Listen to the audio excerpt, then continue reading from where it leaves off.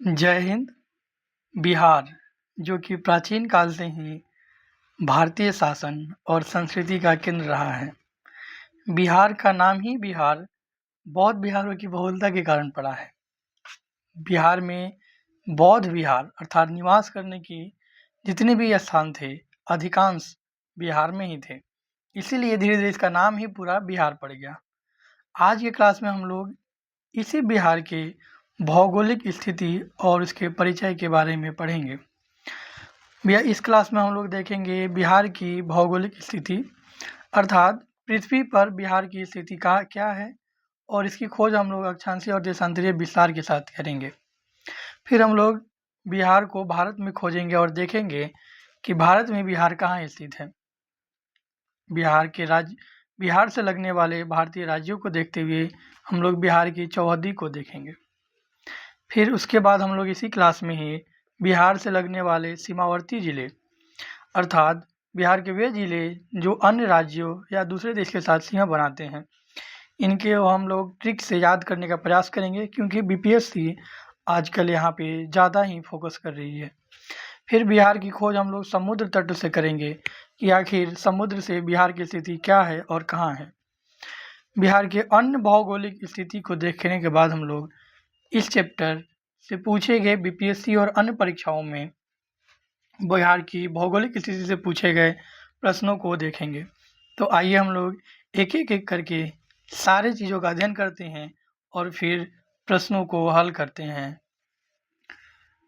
वर्तमान बिहार जो आप देखते हैं, यह 15 नवंबर 2000 को बंगाल विभाजन के बाद की स्थिति दिखती है। 15 नवंबर सन 2000 को झारखंड को बिहार से अलग कर दिया गया और बिहार की वर्तमान स्थिति 2000 के विभाजन के बाद की है। बिहार के निर्माण की अगर आप प्रक्रिया देखते हैं तो आपको पता होगा कि 1905 में बंगाल विभाजन किया गया था। उस बंगाल विभाजन के बाद 1911 में दिल्ली दरबार लगता है। इस दिल्ली दरबार में 3-4 मुख्य काम किए गए। पहला काम तो बंगाल विभाजन को ही रद्द किया गया था।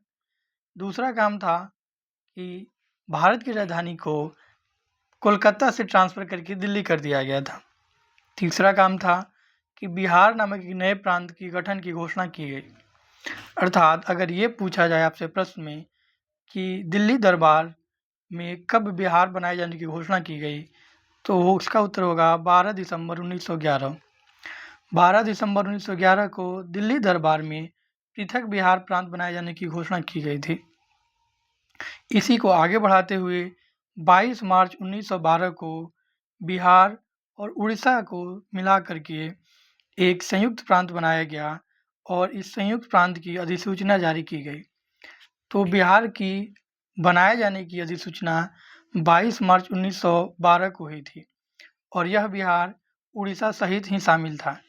इसलिए बिहार दिवस कब मनाया जाता है? 22 मार्च को, क्योंकि बिहार को बनाए जाने की अधिसूचना पहली बार जारी हुई थी 22 मार्च को। 1 अप्रैल 1912 को बिहार को बनाए जाने के आधिकारिक रूप से जारी कर दिया गया और बिहार सहित उड़ीसा को मिला करके एक नया प्रांत बनाया गया 1 अप्रैल 1912 को। यहीं बिहार आगे बढ़ता रहा और फिर आता है 1936। 1 अप्रैल 1936 को बिहार को उड़ीसा से अलग कर दिया जाता है और फिर 15 नवंबर 2000 को बिहार से झारखंड को भी अलग कर दिया जाता है। इतने विभाजनों के कारण ही बिहार के पास अपना रिसोर्स बच नहीं पाता है और वर्तमान में बिहार भारत के सबसे पिछड़े और गरीब राज्य के रूप में आता है। तो खैर, इसे आगे ले जाने की भी जिम्मेदारी हम ही लोगों की है और हालांकि बिहार का जो अतीत है गौरवमयी रहा है और फिर से वही गौरव प्राप्त करने के लिए हम लोगों पे जिम्मेदारी है ये कि हम बिहार की वर्तमान स्थिति से निकाल कर इसे गौरवमयी बना सकें। तो इस स्लाइड से आपको क्या क्या चीज़ें याद रखनी है। बिहार सबसे पहले 12 दिसंबर 1911 को दिल्ली दरबार में पृथक बिहार बनाने की घोषणा की जाती है। कब? 12 दिसंबर 1911 को पृथक बिहार बनाए जाने की घोषणा कब की गई? 12 दिसंबर 1911। कब? दिल्ली दरबार में।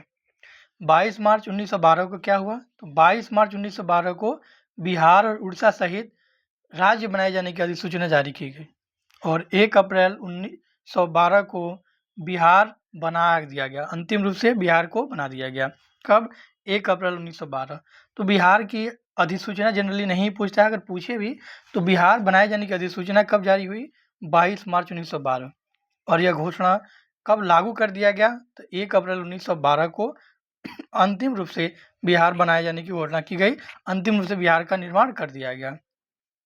1 अप्रैल 1936 को बिहार जो है उड़ीसा से अलग हो गया और वर्तमान जो है 15 नवंबर 2000 के झारखंड विभाजन के बाद बिहार की वर्तमान स्थिति बनी है। तो इसी बिहार के बारे में हम लोगों को पढ़ना है और बारी-बारी से इसके सारे भौगोलिक परिचय से संबंधित सारे विवरण को देखेंगे। जब हम लोग पृथ्वी पर देखते हैं तो हमारा भारत कुछ इस तरह से दिखाई देता है। ये भारतीय प्रायद्वीप है जो कि ग्लोब पे आप देख सकते हैं और जब इसी ग्लोब को आप ओपन करते हैं तो आप पाते हैं कि हमारी जो पृथ्वी है कुछ इस तरह से दिखाई देती है। ये जो पृथ्वी है इसी पे ही 7 महाद्वीप एशिया, अफ्रीका, उत्तरी अमेरिका, दक्षिणी अमेरिका, अंटार्कटिका, यूरोप और ऑस्ट्रेलिया स्थित हैं। तो आप देख सकते हैं कि सातों यहाँ पे दिख भी रहे हैं। कौन-कौन से? एशिया, अफ्रीका, ध्यान रखिएगा ये क्रम में है size wise. Asia, Africa, north America, south America, एक साथ बोलिए आप मेरे। Asia, Africa, north America, south America और फिर अंटार्कटिका, यूरोप और ऑस्ट्रेलिया। ये हो जाएगा 6 नंबर, ये हो जाएगा 7 नंबर, ये साइज के अनुसार है। ठीक है, वैसे ही अगर आप पाँचों महासागरों की बात करेंगे तो पैसिफिक ओशियन अर्थात प्रशांत महासागर, अटलांटिक महासागर, इंडियन ओशियन अर्थात हिंद महासागर, चौथा है यहीं पे दक्षिणी महासागर। ये वाला पार्ट सबका थोड़ा-थोड़ा काट करके दक्षिणी महासागर बना दिया गया है। तो चौथा ये हो गया और पाँचवा यहाँ पे है आर्कटिक महासागर।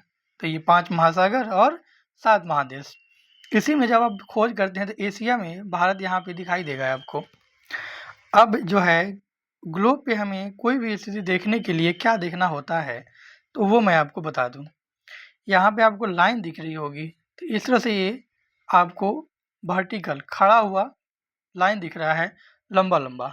इसको लॉन्गिट्यूड कहा जाता है अर्थात देशांतर कहा जाता है। देशांतर आपने सुना होगा। और कुछ लेटा हुआ ऐसा लाइन दिख रहा होगा, इसको लेटीट्यूड कहा जाता है। लेटीट्यूड लेटा हुआ रहता है और लॉन्गिट्यूड जो लंबा वाला रहता है। तो लेटीट्यूड क्या होता है? अक्षांश होता है और लॉन्गिट्यूड देशांतर होता है। इसी अक्षांश और देशांतर के द्वारा हम लोग इस पृथ्वी पर के किसी भी जगह की स्थिति को ज्ञात कर सकते हैं और भारत सहित विश्व की कोई भी जगह का अगर हमें स्थिति पता करना हो तो इसी अक्षांश और देशांतर के माध्यम से करते हैं। जब हम लोग भारत की स्थिति इस पृथ्वी पर खोजते हैं तो पाते हैं कि 0 डिग्री से जैसे हम ऊपर बढ़ेंगे तो 6 डिग्री के आसपास भारत मिलता है और भारत की ऊपरी अवस्थिति दिखती है 37 डिग्री के आसपास तक। वहीं पश्चिम में अगर आप देखते हैं तो भारत का जो पश्चिमी विस्तार है यह 68 से शुरू होकर के पूर्व में 97 तक चलता है। तो जब अक्षांशों के आधार पर आप चलेंगे, अक्षांश ऐसे चलेंगे तो 6 डिग्री अक्षांश से लेकर के 37 डिग्री अक्षांश तक भारत की स्थिति मिलती है। वैसे ही देशांतर में जब आप ऐसे बढ़ेंगे आगे तो बढ़ते हुए पाएंगे कि 68 डिग्री देशांतर से लेकर 97 डिग्री देशांतर के बीच भारत पाया जाता है। तो ये हुआ पृथ्वी पर स्थिति भारत की। जब हम लोग भारत में आते हैं तो पाते हैं कि अंडमान निकोबार जो हमारा नीचे वाला क्षेत्र है,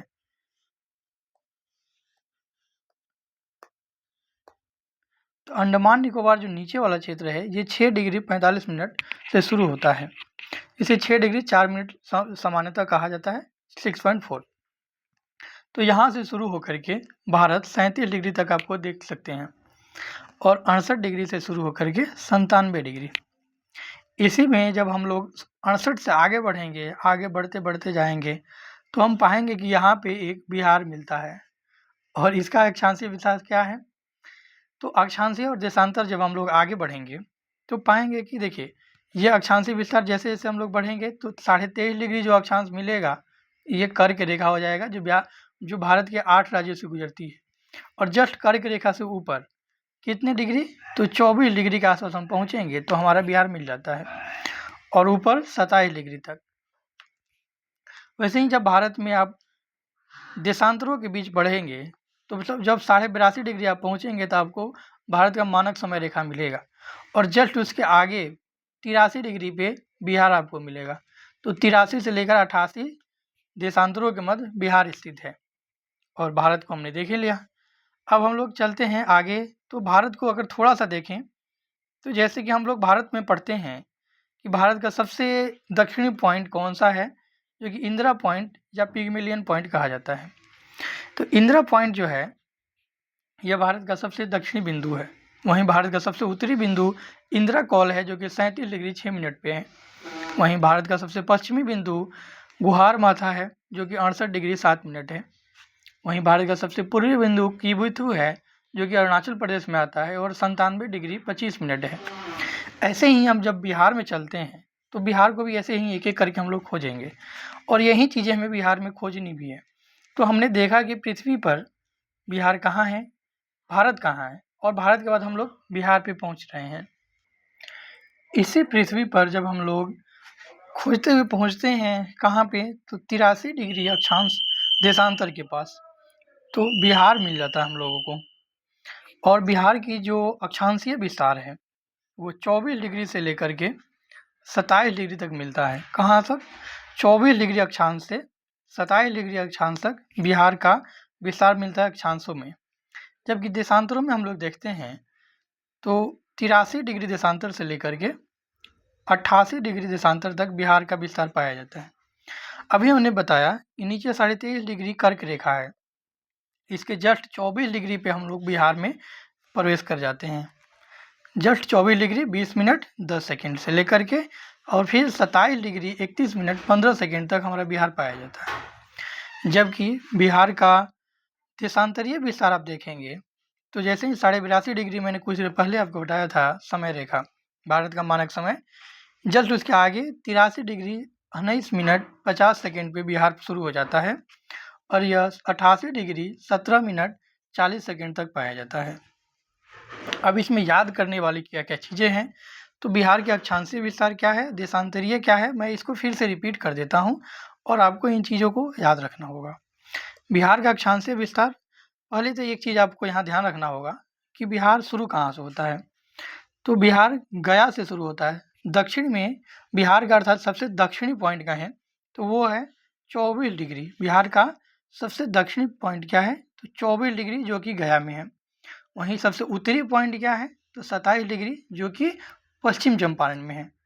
बिहार का सबसे पश्चिमी पॉइंट आते हैं तो बिहार का सबसे पश्चिमी पॉइंट कैमूर में आता है 83 डिग्री, और बिहार का सबसे पूर्वी पॉइंट किशनगंज में है 88 डिग्री। तो फाइनली बिहार का अक्षांशीय विस्तार क्या हुआ, 24 डिग्री से लेकर के 27 डिग्री तक। तो अब इसे याद कैसे करेंगे, तो 4-5 बार मेरे साथ बोलिए। 24 20 10 से लेकर के 24 20 और 20 का आधा 10, 24 20 10 से लेकर के 27 31 15। ठीक है, तो 24 से 27 और 83 से 88 अंतर कितना है ज़्यादा देखें तो 24 से 27 जाने में हमको लगभग 3 डिग्री का अंतर पड़ रहा है, जबकि 83 से 88 जाने में अंतर तो ऐसे 5 डिग्री का दिख रहा है, लेकिन घटाने पे ये 4 डिग्री होगा। ठीक है, अब इसे कैसे घटाएंगे तो यहाँ हम दिखाते हैं आप लोगों को। अक्षांशीय विस्तार जो है बिहार का टोटल कितना है, तो वो है 3 डिग्री 11 मिनट 5 सेकेंड का। यहाँ अर्थात बिहार का अक्षांश जो कि गया से शुरू होकर के पश्चिम चंपारण तक फैला हुआ है, इसमें अगर आप देखेंगे तो 3 डिग्री 11 मिनट यहाँ से यहाँ तक जो है ये है 3 डिग्री 11 मिनट और 5 सेकेंड का विस्तार है। जबकि कैमूर से किशनगंज तक आप देखेंगे तो ये जो विस्तार है 4 डिग्री 57 मिनट 50 सेकेंड का। तो बिहार का अक्षांशीय विस्तार कितना है, 4 डिग्री 57 मिनट 50 सेकेंड का। कहाँ से कहाँ तक, 83 से 88 तक। कितना है, तो 4 डिग्री 57 मिनट। अब देखो ये कन्फ्यूज नहीं होना आप, जब बिहार को आप देखते हो तो ऑलरेडी ऊपर से नीचे आप आते हो तो थोड़ा पतला दिखता है, और जबकि आप पश्चिम से पूरब देखते हो तो थोड़ा ज़्यादा लंबा या चौड़ा दिखता है। तो ये ज़्यादा है, कितना है 483 किलोमीटर का, जबकि उत्तर से दक्षिण जो पॉइंट है वो 345 किलोमीटर का है। और इस तरह से आप बिहार को अच्छे से समझ पाते हैं। तो बिहार का अक्षांशीय विस्तार हमने देखा 24, 20, 10 से लेकर के 27, 31, 15 तक टोटल कितना है 3 डिग्री 11 मिनट 5 सेकेंड का। और बिहार का देशांतरीय विस्तार कहाँ से कहाँ तक है 83, 19, 50 से लेकर के 88, 17, 40 तक, और कितने का है तो 4 डिग्री 57 मिनट का है। अब यहाँ आपको ध्यान रखना होगा कि बिहार का जो अक्षांशीय विस्तार है, अक्षांशीय विस्तार मैंने कौन सा बताया 24 से 27 तक, और देशांतरीय विस्तार मैंने कितना बताया 83 से 88। तो जो देशांतरीय विस्तार है वो अक्षांशीय से कम है, और अक्षांशीय विस्तार है जो देशांतरीय से कम है। इसमें कन्फ्यूज नहीं होना भाई, ध्यान रखना है कि अक्षांशीय जो विस्तार है 3 डिग्री 11 है, देशांतरीय है 4 डिग्री 57 मिनट है, और देशांतरीय विस्तार जो है अक्षांशीय से कम है। तो अगर ये बोलें कि ये इससे कम है या ये इससे ज़्यादा है, तो ऐसे हो जाएगा कि अक्षांशीय देशांतरीय से कम है। ये एग्जाम का लैंग्वेज ऐसे करके पूछ सकता है कि बिहार का अक्षांशीय विस्तार देशांतरीय विस्तार से कम है, और बिहार का देशांतरीय विस्तार अक्षांशीय विस्तार से अधिक है। तो ये बहुत आसानी से याद हो जाएगा। ऐसे भी नहीं याद हो तो बिहार को जस्ट एक ऐसे बना लो, यहाँ 83 से 88, और फिर यहाँ शुरू करो आप कहाँ से, सॉरी 24 से 27, 83 से 88। तो ऐसे भी आप याद रख सकते हो। और ये ऑलरेडी ज़्यादा है तो ये कौन सा विस्तार, अब देखो ये है देशांतर, ये यहाँ से यहाँ तक इस देशांतर से इस देशांतर से, इसको अक्षांशीय मत समझ लेना, ये अक्षांशीय नहीं है, ये विस्तार जो है देशांतरीय है, क्योंकि इस देशांतर से इस देशांतर तक है। ठीक है, तो वो ध्यान रखना, आप कन्फ्यूज नहीं होना है। चलो अगली विवरण देख लेते हैं कि अब भारत में आखिर है कहाँ। हमने पृथ्वी में फाइनल रूप से बिहार को देख लिया है कि कितना डिग्री से कितना डिग्री के बीच में है। अब हम लोग देखेंगे ये भारत में कहाँ है। बिहार को भारत में खोजना शुरू करते हैं। जब हम लोग बिहार को भारत के मैप में देखते हैं तो ये एक आयताकार रूप में उत्तर पूर्व में दिखाई देता है। बिहार भारत के उत्तर पूर्वी राज्यों के साथ संलग्न है, और ये एक भू आवेष्टित राज्य है। भू आवेष्टित राज्य क्या होता है, जो राज्य चारों तरफ से, जिसकी बाउंड्री जो है चारों तरफ से स्थलीय क्षेत्रों से घिरी होती है, उसे भू आवेष्टित राज्य कहा जाता है। ठीक है, तो बिहार भारत का भू आवेष्टित राज्य है और उत्तर पूर्व में स्थित है। इसकी आकृति अगर आप देखेंगे तो आयताकार है, लेकिन दो सेंटेंस आपको ध्यान रखना होगा कि गंगा के मैदान से जब हम लोग देखते हैं तो ये निम्न गंगा मैदान और मध्य गंगा मैदान में अवस्थित है, उत्तर गंगा मैदान में स्थित नहीं है। जब गंगा मैदान यहाँ से शुरू होता है और यहाँ तक जाता है तो आप देखेंगे कि ये उत्तरी गंगा का मैदान हो गया, ये मध्य गंगा का मैदान और ये निचली गंगा का मैदान। तो बिहार जो है मध्य गंगा मैदान और दक्षिणी या निम्न गंगा मैदान में स्थित है। ये ध्यान रखना है कि बिहार उत्तरी गंगा के मैदान में स्थित नहीं है। तो ये आपको बहुत ध्यान रखना होगा क्योंकि ये कंसेप्चुअल है, और जैसे ही दे देगा कि उत्तरी गंगा के मैदान तो आप गलत करके आ जाएंगे। अब वहाँ क्वेश्चन में दिए गए अनुसार हमको देखेंगे कि ऑप्शन में क्या था। अगर दिया रहा है कि बिहार भारत के उत्तरी गंगा के मैदान में स्थित है तो ये सही हो जाएगा, लेकिन अगर ये क्वेश्चन बांट करके दे कि भारत के अन्य ऑप्शन भी इसमें दे दे कि उत्तरी गंगा के मैदान, मध्य गंगा का मैदान और निम्न गंगा के मैदानों में बिहार कहाँ स्थित है, तो बिहार मध्य और निम्न गंगा के मैदान या मध्य और निम्न गंगा बेसिन में स्थित है, न कि उत्तरी गंगा मैदान में। जब तीनों दिया रहो, लेकिन जब अकेले दिया रहो कि भाई उत्तर गंगा के मैदान में स्थित है बिहार, तो मान लेंगे कि गंगा के मैदान में स्थित है उत्तरी वाला भाग में। लेकिन अगर इस तरह से देगा तो ये मध्य और निम्न गंगा के मैदान में है, ये ध्यान रखना है। क्योंकि जब हम लोग भारत का वर्गीकरण भी करते हैं तो हम लोग क्या पढ़ते हैं यहाँ पे कि भारत जो है ऊपर में पर्वतीय क्षेत्र है, इधर है गंगा का मैदान, उत्तर भारत या उत्तर गंगा का मैदान, यहाँ से लेकर के यहाँ तक हम लोग गंगा के मैदान लेकर चलते हैं। ये पठारी क्षेत्र हो जाएगा, तो पर्वत पठार और मैदानी क्षेत्र। तो ये गंगा का मैदानी क्षेत्र हो गया, ये सिंधु नदी का मैदानी क्षेत्र इधर हो जाएगा, ये ब्रह्मपुत्रा का मैदानी क्षेत्र आ जाएगा। तो वहीं अगर आप पूरे भारत में अप्रोच लेकर चलेंगे तो ये उत्तरी गंगा के मैदान या गंगा के मैदान में स्थित है बिहार, जबकि जब गंगा के मैदानों में हम बंटवारा करेंगे तो ये मध्य और निम्न गंगा बेसिन में स्थित है। ये चीज़ें आप लोगों को गलत करके नहीं आना एग्जाम में, ध्यान रखना है। जरा पेन को मैं थिकनेस बढ़ा दूँ यार, ज़्यादा मोटा हो गया है। ठीक है, तो ये चीज़ें आप लोगों को याद रखनी होगी कि बिहार भारत के उत्तर पूर्व में एक भू-अवस्थित राज्य है और यह मध्य व निम्न गंगा बेसिन में स्थित है। कर्क रेखा के उत्तर में है। मैंने अभी आपको कुछ देर पहले दिखाया कि 23.5 डिग्री जो उत्तरी अक्षांश है, 23.5 डिग्री उत्तरी अक्षांश है, इसी को कर्क रेखा कहा जाता है और यही कर्क रेखा से बिहार की स्थिति थोड़ी सी ऊपर है। ठीक है, इसलिए एक चीज़ और ध्यान रखना होगा कि भारत जो है ऑलरेडी हिमालय पहाड़ी से आच्छादित है और इसी का कुछ अंश बिहार में भी आता है। चलिए हम लोग अगले स्लाइड में देखते हैं कि आफ्टर ऑल बिहार कहाँ है। तो यहाँ आपको फ्रेश दिख जाएगा। बिहार जो है जब आप लाइन ड्रॉ करेंगे तो उत्तर पूर्वी क्षेत्र में भारत के दिखाई देगा और यह क्या है तो गंगा के मैदानी क्षेत्र का जो बंटवारा करेंगे हम तो मध्य और निम्न गंगा बेसिन में। चलिए अब आगे देख लेते हैं इसकी चौहद्दी, अर्थात बिहार भारत के किन किन राज्यों के साथ सीमा साझा करता है। तो ये देखने के लिए रिकॉर्डिंग, हाँ ठीक है रिकॉर्डिंग हो रही है। चौहद्दी चौहद्दी का मतलब होता है कि सीमा से लगने वाले राज्य। तो बिहार की जब सीमा आप देखते हैं भारत में तो पश्चिम में उत्तर प्रदेश लगता है, पश्चिम में उत्तर प्रदेश, पूर्व में क्या लगता है पश्चिम बंगाल और ध्यान रखना है पश्चिम बंगाल और झारखंड वाला एरिया भी लग रहा है। ये आप गलत करके नहीं आएंगे कि बिहार जो है पूर्व में सिर्फ पश्चिम बंगाल से लगता है, पश्चिम बंगाल के साथ साथ झारखंड के साथ भी लगता है पूर्व में। उत्तर में सिर्फ नेपाल के साथ लगता है, भूटान के साथ सॉरी सिक्किम के साथ नहीं लगता है और भूटान तो बहुत दूर रहा, ये वाला भूटान तो इसके साथ नहीं लगता है। उत्तर में बिहार की सीमा सिर्फ नेपाल के साथ है और नेपाल के साथ लगने वाले बिहार के कुल जिले जो हैं वो 7 हैं। तो उत्तर में नेपाल के साथ, दक्षिण में झारखंड के साथ, पश्चिम में बिहार के पश्चिम में उत्तर प्रदेश और पूर्व में 2 राज्य हो जाएंगे झारखंड और पश्चिम बंगाल के साथ। तो बिहार के चौहद्दी को जब हम देखते हैं तो ये सारे राज्य आपको देखने को मिलते हैं।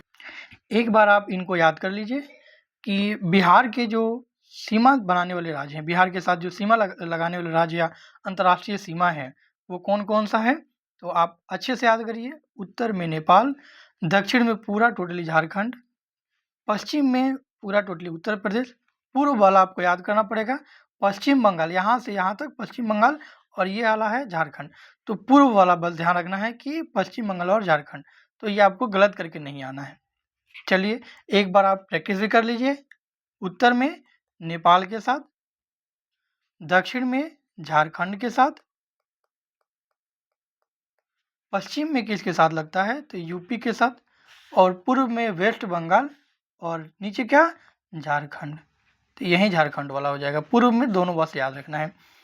अब इसको माइंड में एक बार बोलिए, उत्तर नेपाल, दक्षिण झारखंड, पश्चिम पश्चिम बोलिए पश्चिम, ठीक है यूपी, और पूर्व क्या हो जाएगा पश्चिम बंगाल और झारखंड। तो ऐसे आपको याद रखने हैं। तो ये सीमा से लगने वाली राज्य या अंतर्राष्ट्रीय सीमा हो गया। अब एक चीज़ यहाँ आपको ध्यान रखना होगा कि जो इन राज्यों के बाद इन राज्यों से लगने वाले सीमा इन राज्यों से लगने वाले या सीमा बनाने वाले बिहार के जो ज़िले हैं वहाँ से बहुत सारे प्रश्न पूछे जाते हैं और इसके लिए कुछ आगे बढ़ने से पहले हम 3 घटनाओं की चर्चा करते हैं आप लोगों से। और वास्तव में ये कोई घटनाएं नहीं है, ये ट्रिक है याद करने की। ये जो सीमा लग रही हैं तो बिहार की जो ज़िले हैं वे अपनी सीमा किन किन राज्यों के साथ, कितने राज्य लगते हैं, कितने ज़िले लगते हैं और कौन कौन से लगते हैं, उनका क्रम क्या है। तो ऐसे करके ये बहुत ज़्यादा हॉट टॉपिक बन गया है और यहाँ से हर एग्ज़ाम में एक क्वेश्चन रहता ही रहता है बिहार के सीमावर्ती ज़िले से। अर्थात उत्तर में जैसे हमने देखा कि नेपाल के साथ लग रहा है, नेपाल के साथ बिहार का जो सीमा लग रहा है तो उसके साथ कौन कौन से ज़िले लग रहे हैं। दक्षिण में कौन कौन से हैं झारखंड के साथ सीमा बनाने वाले जिले, और पश्चिम में यूपी के साथ सीमा बनाने वाले कौन कौन से जिले हैं। तो इन सबको याद करने के लिए हमने कुछ ट्रिक बनाया है। पहले तो एक घटना देख लेते हैं कि आप लोगों को पता होगा कुछ ही पहले अभी हाल ही की घटना है कि भारत पाकिस्तान ऑपरेशन सिंदूर हुआ था और उसमें पाकिस्तानी को बहुत ज़्यादा मार पड़ा पाकिस्तानियों को। तो उसमें जो पाकिस्तान के पीएम थे नवाज, उनके लिए एक नारा हो गया कि रोया और गया नवाजवा भागकर। तो रिपीट कीजिए मेरे साथ, रोया और गया नवाजवा भागकर। ये पाकिस्तान को ऑपरेशन सिंदूर में मार पड़ने के कारण बहुत ज़्यादा उन लोगों को लॉस किया हुआ भारत की तरफ से, इसलिए भारत विजय भी रहा। और भारत की विजय को देखते हुए पाकिस्तानी पीएम नवाज जो थे, उनके लिए एक नारा लगा था, रोया और गया नवाजवा भागकर। कौन सा? रोया और गया नवाजवा भागकर। 4-5 बार मेरे साथ बोलिए, रोया और गया नवाजवा भागकर। ये बस याद रखना है। हाल ही में एक मेरा दोस्त है पप्पू, अब उसकी शादी होने वाली थी। शादी होने गए तो उनके जो साले लोग थे थोड़े वेस्टर्न वाले थे, वेस्टर्न पश्चिमी विचारधारा वाले लोग थे। तो उन्होंने शादी के दिन उसको बकरो खिला दिया। तो पश्चिमी जो गोपाल सिंह सार थे ना, भोज में उनको बकरो खिला दिए। अब पप्पू को पश्चिमी जो उसके गोपाल और शिव सार थे, उनके साला जो थे, उन लोगों ने भोज में बकरो खिला दिया। कौन सा? थोड़ा मेरे साथ बोलिए, पश्चिमी गोपाल शिव सार ने भोज में बकरो खिलाया। अब बकरे तो खा लिया भाई, इसका था लव मैरिज। अब इस पप्पू भाई की पत्नी ने उसको गाली दे दिया, पप्पू सिम सुअर की। अब यहाँ से इसको भी आप लोगों को जोड़ लेना है। ऑपरेशन सिंदूर से तो ये जुड़ ही गया कि रोया और गया नवाजवा भागकर। यहाँ पप्पू की शादी में जो उसको गाली पड़ा, उसके सार ने, पश्चिमी गोपाल शिव सार ने भोज में बकरो खिला दिया। अब उसके शादी में वो बकरो तो वो खा लिया, लेकिन उसकी पत्नी गुस्से में हो गई और उसने गाली दे दिया पप्पू सिम सुअर की। अब ये तीनों ट्रिक तीनों सीमा के लिए हैं। चौथा केपीके है, वो आसानी से याद हो जाएगा। मेरे साथ ज़रा इसको रिवाइज कीजिए। तो अभी देखिए, बिहार का हम लोगों ने सीमाओं के साथ, बिहार के जो सीमावर्ती ज़िले हैं उनके लिए हम लोग ट्रिक देखे थे। उत्तर में क्या था? पहले तो हम लोगों ने यहाँ देखा था, रोया और गया। याद रखिएगा, रोया और गया नवाजवा भागकर। तो इस एरिया में ये हो गया। यहाँ हम लोगों ने देखा था कि पप्पू जो कि मेरा दोस्त है, शादी में जाता है और उसके साले जो हैं, जो कि पश्चिमी विचारधारा वाले हैं, उन लोगों ने उसको भोज में बकरो खिला दिया। शादी के दिन भाई वैसे भी कोई बकरा नहीं खाता है, और उसको बकरो खिला दिया। अब बकरो तो बेचारा खा लिया। अब खाने के बाद उसको पड़ी गालियाँ बीबी से। कौन सा? पप्पू सिम सुअर की। अब देखो, खिलाया उसी के भाई ने, उसने गाली भी दे दिया। ठीक है, अब बेचारे की शादी कट गई। वहाँ दोनों की लव मैरिज थी और शादी भी नहीं हो पाई। और यहाँ पे क्या था भाई कि देखो, पश्चिम क्षेत्र में क्या है? पश्चिमी गोपाल शिव सार ने भोज में बकरो खिलायो। तो बस याद रखना ये है कि दक्षिण के साथ क्या है? रोया और गया नवाजवा भागकर। उत्तर में है पप्पू सीम सुअर की, और पश्चिम में है पश्चिमी गोपाल शिव सार ने भोज में बकरो खिलायो। तो ये तीनों घटनाएं आप लोग को याद रखनी है। ऐसे ही आपको 1 मिनट में हवा हो जाएगा सारा क्वेश्चन सीमावर्ती जिलों से संबंधित। बिहार के जब हम उत्तरी सीमा देखते हैं तो उत्तरी सीमा बिहार की नेपाल के साथ लगती है, और कुल 7 जिले हैं जो नेपाल के साथ सीमा बनाते हैं, और 7 जिले मिलकर के टोटल 729 किलोमीटर की लंबी सीमा बनाते हैं। आप जब कभी घूमने जाएंगे नेपाल, तो नेपाल जाने के लिए वीज़ा नहीं लगता है।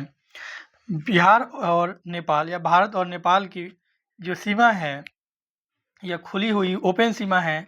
भारत नेपाल मैत्री संधि 1950 के तहत भारत और नेपाल के बीच जो सीमा है वो खुली है। वहाँ जाने के लिए वीज़ा नहीं लगता है, पासपोर्ट नहीं लगता है, आप नॉर्मली जा सकते हैं, घूम सकते हैं। और यह जो है सीमा खुली क्यों रखी गई है, तो भारत नेपाल मैत्री संधि के तहत इसे खुली रखा गया है। और ये इम्पोर्टेंट फैक्ट है, ध्यान रखना कि भारत नेपाल मैत्री संधि 1950 के तहत भारत नेपाल की सीमा खुली हुई है। उत्तर में नेपाल के साथ बिहार के 7 जिले लगते हैं और टोटल 729 किलोमीटर की लंबाई है। इन जिलों में अगर आप देखेंगे तो सबसे लंबा जो जिला है, सबसे लंबा सीमा बनाने वाला जिला है पश्चिम चंपारण, जो कि 150 किलोमीटर का सीमा बनाता है। जबकि सबसे छोटा सीमा बनाने वाला जिला है किशनगंज। किशनगंज चिकन नेक के आसपास ही है। चिकन नेक आपको पता होगा, बंगाल, वेस्ट बंगाल वाला जो पतला एरिया है, इसी चिकन नेक के पास यह सीमा त्रिकोण बनाता है बिहार, बंगाल और पूर्वी के लिए। ध्यान रखना है कि पूर्वोत्तर जो सबसे 7 सिस्टर जो हैं उनके लिए। और यहीं पे आपको चिकन नेक किशनगंज से लगा हुआ मिलता है। तो पश्चिमी चंपारण सबसे लंबा सीमा, नेपाल के साथ सीमा बनाने वाला सबसे लंबा सीमा बनाने वाला जिला कौन सा है, पश्चिम चंपारण। और सबसे छोटा जिला कौन सा हो जाएगा, किशनगंज। तो अगर आप ट्रिक हमारा याद कर लिए होइएगा, तो अब कौन कौन से जो 7 जिले हैं उनको देखना है। उत्तर में हमने अभी नेपाल के साथ बताया कि 7 जिले हैं, और ये जो 7 जिले हैं कौन कौन है उनको हम लोग एक एक करके याद कर लेते हैं। उत्तर में नेपाल के साथ हमने क्या ट्रिक बताया था कि पप्पू की बीबी ने उसको गाली दे दिया था, पप्पू सिम सुअर की। तो प से है पश्चिमी चंपारण, पू से है पूर्वी चंपारण, सी से है सीतामढ़ी, म से है मधुबनी, सु से है सुपौल, और से है अररिया, और की से है किशनगंज। तो पप्पू सीम सुअर से आप 7 जिलों को अच्छे से याद रख सकते हैं। फिर से याद कीजिए, प से पश्चिमी चंपारण, पू से पूर्वी चंपारण, सी से सीतामढ़ी, म से मधुबनी, सु से सुपौल, अ से अररिया, और की से किशनगंज। तो ये नेपाल के साथ लगने वाले 7 जिले हैं जो कि 729 किलोमीटर लंबी सीमा बनाते हैं। और जबकि सबसे लंबा सीमा पश्चिमी चंपारण बनाता है नेपाल के साथ, और सबसे छोटा सीमा बनाने वाला है किशनगंज। तो ये आपको याद रखना होगा। और इसे याद करने के लिए आपको क्या करना है, सिंपली एक सादा पेज लीजिए, इसको हॉरिजॉन्टल कीजिए, इसलिए बिहार का संक्षेप में मैप बनाइए और इसको लिख डालिए। कौन कौन सा, पप्पू सीम सुअर की, और ये हो गए 7 जिले। प से पश्चिम चंपारण, पू से पूर्वी चंपारण, स से सीतामढ़ी, म से मधुबनी। मेरे साथ आप रिपीट कीजिए, प से पश्चिम चंपारण, पू से पूर्वी चंपारण, सी से सीतामढ़ी, म से मधुबनी, सु से सुपौल, अ से अररिया, की से किशनगंज। ये 7 जिले हैं जो नेपाल के साथ सीमा बनाते हैं, टोटल 729 किलोमीटर की। ये चीज़ें आपको याद रखनी होगी, बार बार रिपीट करके आप सुनिए और इसे याद कीजिए। जब हम लोग इस विवरण को पढ़ लेते हैं सीमावर्ती जिलों के साथ, जब हम देखते हैं कि 7 जिले लगे हैं जो 729 किलोमीटर लंबाई कवर करते हैं, और भारत नेपाल संधि के तहत यह खुली सीमा है, और लगने वाले 7 जिलों के लिए हमने ये ट्रिक भी देख ली। अब यहाँ एक चीज़ इम्पोर्टेंट हो जाता है कि यहाँ पे कुछ जिले जो हैं, कुछ जिलों में भारत और नेपाल के बीच महत्वपूर्ण चौकियाँ है, सीमा चौकियाँ, जहाँ से क्वेश्चन बन सकते हैं और ये इम्पोर्टेंट है। तो ये आप लोगों को जान लेना ज़रूरी है। सबसे पहला है रक्सौल सीमा चौकी, जहाँ से भारत नेपाल व्यापार का लगभग 60 से 70% यहीं से होता है, और यह भारत नेपाल की सबसे व्यस्ततम सीमा चौकी है। ये याद ध्यान रखना है कि भारत नेपाल की सबसे व्यस्ततम सीमा चौकी कौन सी है, सर्वाधिक व्यस्त रहने वाला तो रक्सौल है। और रक्सौल कहाँ पे है, तो पूर्वी चंपारण जिले में आता है। आइए हम इसको मैप में दिखाते हैं। ये रहा बिहार का मैप, और जब आप बिहार के मैप में देखते हैं, पूर्वी चंपारण में यहाँ पे रक्सौल है, और इधर वीरगंज, नेपाल से इधर देखिएगा ना तो ये वाला साइड वीरगंज है, और यहाँ पे है रक्सौल। यहीं रक्सौल पे जो है रक्सौल बॉर्डर, यहाँ सीमा चौकी है जो कि बहुत इम्पोर्टेंट है। वैसे ही मधुबनी में आप जयनगर देख सकते हैं, और अररिया वाला यहाँ पे दिख नहीं रहा है, मैं आपको अररिया के मैप में दिखा देता हूँ। अररिया के मैप में आप अगर देखेंगे तो यहाँ पे जोगबनी है, जो कि एक महत्वपूर्ण सीमा चौकी है। तो 2-3 सीमा चौकियाँ हैं जिन्हें आपको याद रखना है। सीमा चौकी क्या होता है, तो यहीं से आप मुख्य रूप से व्यापार कर सकते हैं, बाकी जगहों से व्यापार प्रोहिबिटेड रहता है। इधर देखिएगा तो यहाँ है आपका जोगबनी और जो कि अररिया में है, और इधर से देखिएगा नेपाल वाले एरिया से तो ये विराटनगर है। इधर क्या है? विराटनगर। तो ये 3 सीमा चौकी आपको ध्यान में रखना होगा। यहाँ पे रक्सौल था और इधर से क्या था? ये नेपाल साइड से कौन सा था? वीरगंज। तो 3-4 सीमा चौकी आपको ध्यान रखने हैं और सीमा चौकियाँ किस जिले से संबंधित है वो ध्यान रखने हैं। जैसे रक्सौल सीमा चौकी नेपाल के साथ कहाँ पे है? पूर्वी चंपारण में। मधुबनी सीमा चौकी कहाँ पे है? मधुबनी जयनगर सीमा चौकी मधुबनी में। और हमने फिर देखा था कि अररिया में सीमा चौकी है जोगबनी। तो इस तरह से आपको नेपाल से लगने वाले सारे ज़िले और उन ज़िलों के संबंधित इम्पोर्टेंट फैक्ट भी आपको ध्यान रखने होंगे और साथ में सीमा चौकियाँ भी ध्यान रखनी होंगे। अब आपका बारी आता है रिवीजन करने का। हमने इधर क्या पढ़ा? पप्पू, सीम, सुअर की, फिर सातों ज़िले आपको यहाँ लिख लेने हैं। अब मैं लिखाऊंगा तो वीडियो और लंबा हो जाएगा, इसलिए मैं बस बता रहा हूँ कि आपको सातों ज़िले लिख लेने हैं। फिर बिहार का सबसे पश्चिमी ज़िला, सबसे पूर्वी ज़िला, सबसे दक्षिणी ज़िला और सबसे उत्तरी ज़िला लिखते हुए इनके अक्षांश, अर्थात ये जो अक्षांश है और फिर ये जो अक्षांश है, ये अक्षांश, इसको आपको अपने अभी वीडियो को यहाँ रोक करके लिख लेना है। अब मैं लिखूंगा तो ये क्योंकि लाइव नहीं है तो वीडियो ऐसे भी लंबा हो जाएगा, तो आपको ये टेस्ट के रूप में लिख लेना है। हम बढ़ते हैं आगे अगले सीमा के साथ। उत्तर के बाद आता है दक्षिण, और दक्षिण के लिए हमने आपको बताया कि ऑपरेशन सिंदूर के समय पाकिस्तान को बहुत मार पड़ा था और पाकिस्तान के पीएम जो हैं रोया और गया नवाजवा भागकर। तो ये आपको ध्यान रखना है। ऑपरेशन सिंदूर के समय पाकिस्तान को बहुत मार पड़ा और इसलिए ये फेमस हो गया। ज़रा मेरे साथ आप बोलिए इसको 4-5 बार ताकि याद हो जाए। उत्तर वाला क्या था भाई? उत्तर वाला पप्पू सिम सुअर की, पप्पू सीम सुअर की, और दक्षिण वाला है रोया और गया नवाजवा भागकर। और दक्षिण के साथ आइए अब इसको याद कर लीजिए। दक्षिण के साथ लगने वाले सीमे देखते हैं। जो बिहार की सीमा दक्षिण में झारखंड के साथ लगने वाले बिहार के जो ज़िले हैं वे कौन-कौन से हैं? तो दक्षिण में झारखंड के साथ बिहार के 8 ज़िले लगते हैं और इसकी कुल लंबाई है 870 किलोमीटर। ध्यान दीजिएगा, जब यहाँ पे हमने बताया था कि 7 ज़िले मिलकर 729 किलोमीटर की सीमा बनाते हैं, वहीं बिहार के 8 ज़िले मिलकर 870 किलोमीटर सीमा बनाते हैं झारखंड के साथ। तो ये आपको फैक्ट ऐसे याद करके रिलेट करके ध्यान रखिए। 8 ज़िले 870 किलोमीटर, 7 ज़िले 729 किलोमीटर, तो ये याद रहेगा लंबे समय तक। हमने बताया कि दक्षिण में जो झारखंड के साथ लगने वाले बिहार के जो सीमे हैं ज़िले हैं वो 8 हैं। कौन-कौन से हैं? तो रोया से रोहतास, और से औरंगाबाद, गया से गया, नवा से नवादा, जवा से, अब देखिए ज से जमुई, वा से बांका, बा से बांका, भाग से भागलपुर और कर से कटिहार। तो ऐसे आपको याद रखना है। रोया रोहतास, और से औरंगाबाद, गया से गया, नवा से नवादा, जवा से तो ज से जमुई और बा से बांका, भाग से भागलपुर, कर से कटिहार। तो ये हो गया बिहार के 8 ज़िले जो कि झारखंड के साथ सीमा बनाते हैं। उत्तर के साथ नेपाल है और 7 ज़िले लगते हैं। कौन-कौन से? पप्पू सीम सुअर की। और दक्षिण में क्या हो गया? रोहतास, औरंगाबाद, गया, नवादा, जमुई, बांका, भागलपुर, कटिहार। तो ये ट्रिक के साथ आपको याद रख सकते हैं। अगर ट्रिक नहीं याद हो, बहुत लोग तो ऐसे ही याद होगा, तो ये 10-15 बार पढ़िएगा, वीडियो देखिएगा, रोक करके आराम से याद हो जाएगा। तो दक्षिण के साथ हमने क्या देखा? रोया और गया नवाजवा भागकर। कुल ज़िले 8, लंबाई 870 किलोमीटर। चलिए एक बार इसको प्रैक्टिस भी कर लीजिए। रोया, तो रो से रोहतास, रोया और औरंगाबाद, गया, नवा से नवादा और जवा से तो जमुई, बांका, जवा से बांका, भागकर तो भा से भागलपुर और क से कटिहार। तो ऐसे आपको याद रखना है कि रोया और गया नवाजवा भागकर। और ये 8 ज़िले 870 किलोमीटर सीमा बनाते हैं, ये भी आपको ध्यान रखने हैं।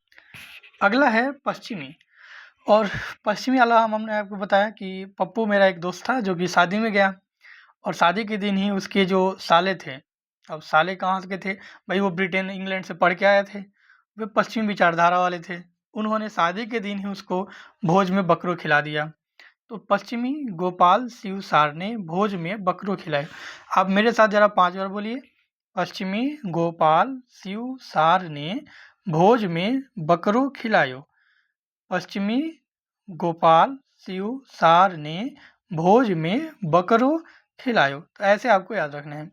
और आप शॉर्ट में चाहें तो पगोसी साहब भोप कैरो, तो ये जल्दी याद नहीं होगा, ये आराम से अच्छा ट्रिक है, याद हो जाएगा कि शादी के दिन पश्चिमी गोपाल शिव सार ने भोज में बकरो खिलाया, ये जल्दी से याद भी हो जाएगा। तो मैंने बस आसान रखा है, बाकी याद करने के लिए आपको कैसे भी याद होना चाहिए, जरूरी नहीं कि ट्रिक से ही याद हो, बस याद होनी चाहिए। मैंने बस एक आसान ट्रिक दे दिया आप लोगों को ताकि आप याद कर सकें। तो पश्चिम वाला आइए हम लोग याद कर लेते हैं कि उत्तर प्रदेश अर्थात बिहार के पश्चिम में उत्तर प्रदेश के साथ लगने वाले बिहार के कौन कौन से ज़िले हैं, उसको याद करने के लिए हमने ट्रिक बताया। पश्चिमी गोपाल शिव सार ने भोज में बकरो खिलाए। इसे कैसे याद रखना है, तो पश्चिमी से पश्चिमी हो गया, गोपाल से गोपालगंज, शिव से सिवान, सार से सारण। तो ये ऊपर हो गए, गंगा नदी यहाँ से जब जा रही है तो ये ऊपर वाले 4 हो गए। और नीचे वाले भोज में बकरो खिलाए, तो भोज से भोजपुर, बकरो से बक्सर, क से कैमूर, ब से बक्सर, क से कैमूर, र से रोहतास। आइए हम इसको लिख कर दिखाते हैं। जब आप बिहार को देखते हैं तो यहाँ से जा रही है गंगा नदी, ठीक है। अरे नीचे नहीं जा रही है, थोड़ा सा यहाँ ये कटिहार फिर यहाँ से मुड़ जाती है और यहाँ से बाहर जाती है। तो जब गंगा नदी देखेंगे तो ये उत्तर बिहार और दक्षिण बिहार में बांट देती है। तो यहाँ से ये क्वेश्चन बन सकता है कि उत्तर प्रदेश के साथ लगने वाले उत्तर बिहार के जिले, ध्यान रखिएगा क्वेश्चन चेंज हो रहा है, उत्तर बिहार के साथ लगने वाले उत्तर बिहार के जिले, उत्तर प्रदेश के साथ लगने वाले उत्तर बिहार के जिले तो कौन कौन से हैं, पश्चिम चंपारण, गोपालगंज, सिवान और सारण। और इसको याद करने के लिए हमने क्या बताया था, पश्चिमी गोपाल शिव सार। तो यही हो जाएगा पश्चिमी, मेरे साथ आप भी पेज पे लिखिए ताकि याद हो जाए, गोपाल शिव सार, ठीक है। ये 4 जिले हो गए उत्तर बिहार के जो कि उत्तर प्रदेश के साथ लगते हैं, जबकि दक्षिण बिहार के जिले भी 4 होंगे और ये भी यूपी से ही लगेंगे। अब देखिए पश्चिमी गोपाल शिव सार ने भोज में बकरो, तो ब से बक्सर, क से कैमूर और रो से रोहतास। ध्यान रखना यही रोहतास जो है ना यूपी के साथ पतला सीमा बनाता है, जो लोग भूल जाते हैं। तो रोहतास जो है दक्षिण में, लेकिन पतला यहाँ क्षेत्र जो है ये कैमूर के साथ सीमा बनाता है। इसका आपको ध्यान रखना है कि आपको भूलना नहीं है। रिकॉर्डिंग हाँ ऑन है। तो ये क्या हुआ, ट्रिक को आप अच्छे से याद रखिए मेरे साथ बोल करके। पश्चिमी गोपाल, तो पश्चिमी से पश्चिम चंपारण, गोपाल से गोपालगंज, शिव से सिवान, सार से सारण, भोज से भोजपुर, बकरों में आ जाइए, ब से बक्सर, क से कैमूर, रो से रोहतास। तो पश्चिमी गोपाल शिव सार ने भोज में बकरो खिलायो, ऐसे आपको याद कर लेने हैं। ये 8 जिले ध्यान में रखने हैं। और सबसे महत्वपूर्ण एक चीज़ ये याद रखना है कि रोहतास जो है ना ये भी यूपी के साथ सीमा बनाता है, ये नहीं भूलना है। तो हमने यहाँ देखा कौन सा, नेपाल के साथ लगने वाले जो जिले थे ये कौन कौन से थे, तो 7 जिले थे। और इसको हमने किस ट्रिक से याद किया था, पप्पू सीम सुअर की। दक्षिण के साथ हमने देखा था यहाँ भी 8 जिले थे और ट्रिक क्या था, रोया और गया नवाजुआ भागकर। पश्चिम में हमने देखा यहाँ भी 8 जिले हैं और यहाँ है पश्चिमी गोपाल शिव सार ने भोज में बकरो खिलाए, ठीक है। पूर्व में अब याद करना बच गया है, 3 जिले हैं पश्चिम बंगाल के साथ लगते हैं, कौन कौन से। तो क्वेश्चन देखिए क्या पूछेगा यहाँ, पश्चिम बंगाल से लगने वाले बिहार के जिले, तो किशनगंज के, पूर्णिया पी और कटिहार के। तो किशनगंज यहीं पे भी आ रहा था, किसमें वाले में, नेपाल के साथ भी किशनगंज आता है। आप ऑलरेडी समझ पाइएगा कि किशनगंज कहाँ पे है, बिहार का सबसे पूर्वी पॉइंट भी किशनगंज ही है। तो किशनगंज बीच में हो गया पूर्णिया और नीचे हो गया कटिहार, तो के पी के। पूर्व में कौन कौन सा है, के। अब देखिए इधर वेस्ट बंगाल में वैसे भी दारू पीने लोग जाते हैं, तो के, वैसे भी आप याद रख सकते हो कि के पूर्व में पश्चिम बंगाल के साथ लगने वाले बिहार के जिले हैं, ये आपको ध्यान रखने हैं। अब आप लोगों के टेस्ट की बारी है, तो टेस्ट क्योंकि मैं यहाँ वीडियो रिकॉर्ड कर रहा हूँ, लाइव नहीं है, तो ये टेस्ट जो है आपको खुद से लेगा नहीं है। कैसे करने हैं, तो एक ब्लैंक पेपर लीजिए, यहाँ से यहाँ तक जो ट्रिक दिया था मैंने वो ट्रिक को लिखिए, क्योंकि यही इसी से याद ही होगा। क्या था ट्रिक, ध्यान दीजिए। पश्चिमी गोपाल शिवसार नहीं लिख देना है, पश्चिमी इधर भी पश्चिम है, इधर भी पश्चिम, तो गलत नहीं हो जाए, इसे ध्यान रखना है। यहाँ था पप्पू सीम, तो ये टेस्ट वाला आपको रखना है। यहाँ पे क्या था ये लिखिए, यहाँ पे क्या था ये लिखिए, यहाँ पे कौन ट्रिक है ये लिखिए। तो चारों तरफ से बिहार की जो सीमा लग रहे हैं उन ट्रिक को लिखिए और फिर उनसे संबंधित जिलों को लिखिए। आप वीडियो यहीं पे रोकिए और उन्हें लिखिए, प्रैक्टिस हो जाएगा तब आप आगे बढ़िए, नहीं तो फिर ऐसे भूल जाओगे और मैं रुक करके लिखाऊंगा तो वीडियो और लंबा हो जाएगा। अब बारी आती है कुल जिलों की संख्या की। तो ज़रा देखिए यहाँ कन्फ्यूज हो रहे हैं कि नहीं। हमने बताया कि नेपाल के साथ 7 जिले लग रहे हैं, झारखंड के साथ 8 जिले लग रहे हैं और पश्चिम बंगाल के साथ 3 जिले, उत्तर प्रदेश के साथ 8 जिले। अब टोटल गिनिए तो 7 3 10 10 18 18 8 26, टोटल 26 जिले हो गए भाई। लेकिन हमने तो पढ़ा है कि बिहार से लगने वाले कुल जिले 22 ही हैं, तो ये 26 कैसे हो रहे हैं, हमने सामने ही काउंट कर दिया। अब देखो ये कन्फ्यूजन कैसे है, 4 जो ऐसे जिले मिलेंगे ना, 2 तरफ से सीमा बनाएंगे। देखो पश्चिमी चंपारण दोनों तरफ से सीमा बना रहा है, ये चारों में कॉमन है। पश्चिम चंपारण देखो कॉमन है, दो बार काउंट हुआ है, कहाँ, नेपाल के साथ भी काउंट हुआ है और यूपी के साथ भी काउंट हुआ है। किशनगंज नेपाल के साथ भी काउंट हुआ है और बंगाल के साथ भी काउंट हुआ है। वैसे ही आप देखोगे कटिहार पश्चिम बंगाल के साथ भी काउंट हुआ है और यहाँ किसके साथ, झारखंड के साथ भी काउंट हुआ है। रोहतास यूपी के साथ भी काउंट हुआ है और झारखंड के साथ भी काउंट हुआ है। तो ये जो 4 जिले हैं ना ये कॉमन है, तो हमको 4 घटाना पड़ेगा, 4 जिले 2 बार काउंट हो गए, तो 4 घटा के टोटल हो जाएंगे 22 जिले। तो बिहार के कुल सीमावर्ती जिले हैं 22। एग्जाम में पूछिएगा, ध्यान रखना है, क्योंकि ये कन्फ्यूजिंग फैक्ट है। आप 26 ऐसे याद करके आ जाओगे कि 8 8 3 7, लेकिन ये है टोटल कितने, टोटल जिले 22 ही हैं, लेकिन 4 जिले 2 बार काउंट होने से ये कितने हो जा रहे हैं, 26 हैं। तो अगर कहे कि बिना घटा या कॉमन को हटा करके तो कितने हो जाएंगे 26, जबकि कॉमन हटा करके तो कुल शुद्ध रूप से कुल जिले कितने हैं, 22 हैं। अब यहाँ एक चीज़ ध्यान रखना है कि बिहार का सबसे उत्तरी जिला कौन सा है, तो पश्चिम चंपारण, सबसे दक्षिण जिला है गया, सबसे पश्चिमी जिला है कैमूर और सबसे पूर्वी जिला है किशनगंज। तो ये भी चीज़ें आप लोगों को ध्यान रखनी है, वैसे भी पहले भी हम बता दिए थे। आइए आगे बढ़ते हैं। तो हमने बिहार को पहले भारत के मैप पे खोजा, विश्व के मैप पे, ग्लोब पे खोजा, भारत में पहुँचे। भारत में हम लोगों ने फिर भारत के बीच बिहार की स्थिति देखी, फिर बिहार के राज्यों के बीच स्थिति देखी, बिहार के सीमावर्ती जिलों के लिए ट्रिक देखा और सबको याद भी हो गया है। एक बार फिर से मैं बोलूँगा कि आप लोग क्या करिए, हालांकि लास्ट में ये तो ट्रिक रहेगा ही, ये जिलों की संख्या आपको फिर से कर लेने हैं कि इधर कितने जिले लग रहे हैं और कौन कौन से लग रहे हैं, इधर कौन कौन से जिले और कितने हैं, फिर इधर क्या है, इधर, ये एक टेस्ट के रूप में आपको प्रैक्टिस कर लेने हैं। देखिए ये सारे प्रैक्टिस का ही खेल है, जितना जल्दी प्रैक्टिस करेंगे, जितना ज़्यादा प्रैक्टिस करेंगे हमेशा याद रहेगा, इसलिए मैप के द्वारा आपको सारे जिले बना लेने हैं। पप्पू सिम सुअर की, और यहाँ पे 7 जिले, यहाँ पे थे 8 जिले, और इसके लिए जो ट्रिक था वो थोड़े से घुमावदार है, बट ध्यान रखना है कि पश्चिमी गोपाल शिवसार ने भोज में बकरो खिलाए, बकरो तक ये है, रोया और गया नौजवान भागकर। यहाँ पे क्या है कि पीके, ऐसे याद रखना है, और बस एक सीट लीजिए, फटाफट लिख लीजिए। चलिए आगे बढ़ते हैं। ऐसे आप बना के भी कर सकते हो, या फिर मैं मैप भेज दूंगा टेलीग्राम पे, वहाँ से आप डाउनलोड करके प्रिंट आउट करा करके सारी चीज़ों को मैप पे भी आप भी शामिल कर सकते हो। अब देखो मैं ये पीपीटी शेयर करूँगा तो ये बहुत सारे 50-60 लगभग 100 पेज के हैं, और आप 100 पेज प्रिंट कराओगे तो बहुत पैसे लगेंगे।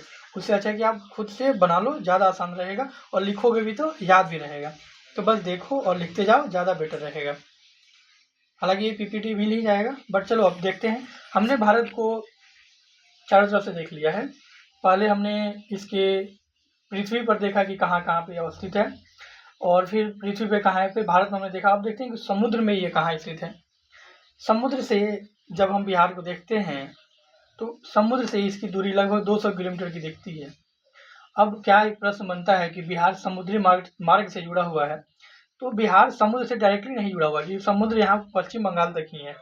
लेकिन यहाँ जो है गंगा नदी बिहार से होकर फ्लो करती है, और इसी गंगा नदी, हुगली गंगा नदी, यहाँ पे ये हुगली नदी हो गया, और ये डायरेक्ट गंगा यहाँ चली, तो हुगली गंगा हुगली मार्ग द्वारा जो है बिहार समुद्र से जुड़ा हुआ है। तो प्रश्न ध्यान से समझना है कि क्या बिहार गंगा नदी बिहार क्या बोलते हैं, समुद्री सीमा से जुड़ा हुआ है? तो बिल्कुल नहीं। समुद्र से जुड़ा हुआ तो है, लेकिन समुद्री सीमा से जुड़ा हुआ कर देगा तो गलत, क्योंकि बिहार से समुद्री सीमा नहीं लगती है। लेकिन क्या बिहार समुद्र से जुड़ा हुआ? तो ये सही हो जाएगा। बिहार समुद्र से जुड़ा हुआ है, किसके द्वारा? तो गंगा हुगली मार्ग द्वारा बिहार समुद्र से जुड़ा हुआ है। समुद्र से दूरी अगर देखेंगे बिहार की, तो लगभग 200 औसतन 200 किलोमीटर की है। समुद्र तल से बिहार की ऊंचाई 173 फीट है, और मीटर में जब इसे निकालेंगे तो 53 मीटर हो जाएगा। अब ये मापते कैसे? देखो भाई, यहाँ पे हर एक दूरी कहीं भी मापी जाती है धरती पे ना, तो समुद्र तल से मापी जाती है, और समुद्र तल से इसकी दूरी जब मापेंगे तो यहाँ से ये दूरी ऐसे जाएगा, ये रहा दूरी यहाँ से जाएगा। लेकिन जब ऊंचाई मापेंगे तो सीधा खड़ा जैसे कि ये कितना ऊंचा हो रहा है। तो जब ऊंचाई हमने देखा कितना था, 53 मीटर या 173 फीट, जबकि दूरी है 200 किलोमीटर औसतन। ध्यान रखना है। कुछ दिन पहले 68वीं बीपीएससी हुआ था, और उसमें उसने पूछा था कि यहाँ पे जो पूर्णिया है उसकी ऊंचाई समुद्र तल से क्या है। तो ध्यान रखना कि औसतन ऊंचाई पूछेगा, तो जो 53 मीटर है इसी के आसपास रहेगा। बढ़ जाएगा तो 60, अगर ऊंचा वाला एरिया पूछ रहा है तो 60, नीचे वाला एरिया पूछ रहा है तो उसी से नीचे 50 के आसपास रहेगा। ऐसा नहीं है कि अगर 153-73 मीटर दे देगा तो ये नहीं होगा। 173 मीटर ध्यान रखना है, ये फीट में है बिहार का, तो वो कंफ्यूज मत होना। अरे कैमरा मत भागो। तो ये चीजें आपको याद हो गया होगा। समुद्र तल से बिहार की दूरी 200 किलोमीटर, ऊंचाई 173 फीट, और मीटर में 53 मीटर। देखने पर बिहार कैसा लगता है ये जरा देखिए। जब बिहार को हम कुछ इस तरह से बनाते हैं और देखते हैं तो पाते हैं कि यह लगभग आयताकार है। बिहार कैसा है? आयताकार है। और इसकी जो संरचना है, जरा संरचना देखने पर हम लोग देख लेते हैं कि कैसा दिखता है। जब बिहार को हम लोग ऊपर से देखते हैं तो इसकी संरचनात्मक आकृति जब देखते हैं तो पश्चिम चंपारण वाले जिले में हिमालय का तराई और हिमालय का शिवालिक क्षेत्र पाया जाता है। भू संरचनात्मक आकृति जब इसको देखते हैं तो उत्तर में चौड़ा हिमालय की तराई, ये वाला क्षेत्र चौड़ा है। दक्षिण में संकरा पठारी क्षेत्र, बहुत पतला एरिया है पठारी क्षेत्र वाला, और मध्य में गंगा का मैदान स्थित है। तो सबसे ज्यादा क्षेत्रफल तो ये गंगा का मैदान का ही है। उसके बाद सबसे कम अगर आप देखेंगे तो ये हो जाएगा सबसे कम, कौन सा? शिवालिक क्षेत्र।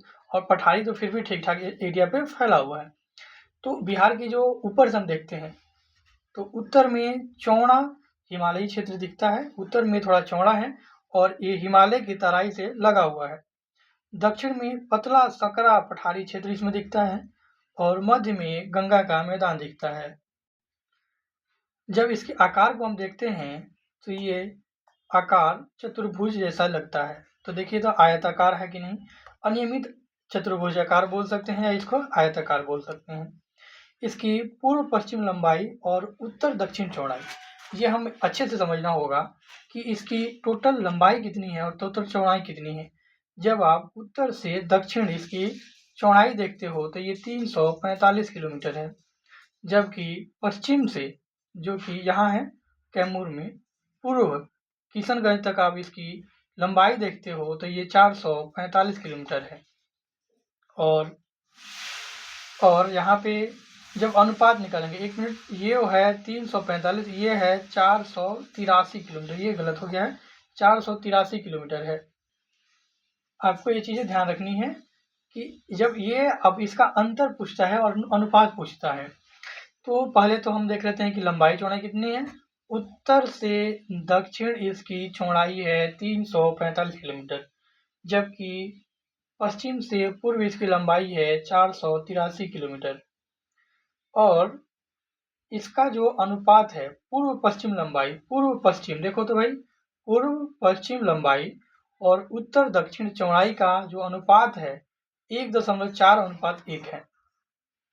ध्यान रखना है, ज्यादा कौन सा है? ये वाला। तो ये 1.4 है और एक इसका कितना हो जाएगी, तो दोनों का अनुपात क्या है? 1.4:3। तो अब दोनों का अंतर क्या है? 138 किलोमीटर का। 483 और 345 का अंतर क्या है? तो 138 किलोमीटर का है। बिहार का पूर्व पश्चिम लंबाई जो है उत्तर दक्षिण चौड़ाई से कितना अधिक है? 138 किलोमीटर अधिक है। पूर्व पश्चिम और उत्तर दक्षिण, उत्तर दक्षिण पूर्व पश्चिम कितना अंतर है 138 का। कितना अधिक है, तो जितना अंतर है उतना ही अधिक है।